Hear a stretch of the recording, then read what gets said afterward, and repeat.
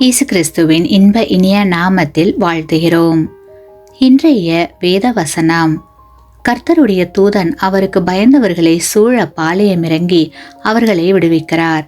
சங்கீதம் 34:7. Today's Bible verse: The angel of the Lord encamps all around those who fear him and delivers them. Psalms 34:7. எலிசாவை கொலை செய்ய சீரியாவின் ராஜா பலத்த இராணுவத்தை அனுப்பினான். அவர்கள் இரவில் வந்து பட்டணத்தை வளைந்து கொண்டார்கள். எலிசாவின் வேலைக்காரன் அதிகாலமே இந்த படையை பார்த்து பயந்தான். உடனே எலிசா, இவன் பார்க்கும்படி இவன் கண்களை திறந்தருளும் என்று ஜெபித்தார். எலிசாவை சுற்றிலும் அக்கினிமயமான குதிரைகளாலும் ரதங்களாலும் அந்த மலை நிறைந்திருக்கிறதை வேலைக்காரன் கண்டான். அவர்கள் தேவதூதர்களே.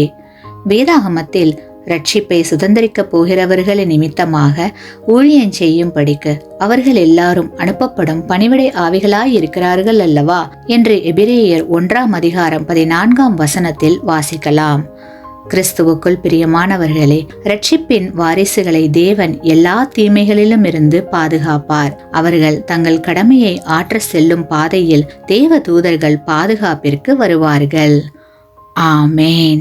நீங்கள் பெற்ற இந்த ஆசீர்வாதத்தை மற்றவர்களோடு பகிர்ந்து கொள்ளுங்கள்.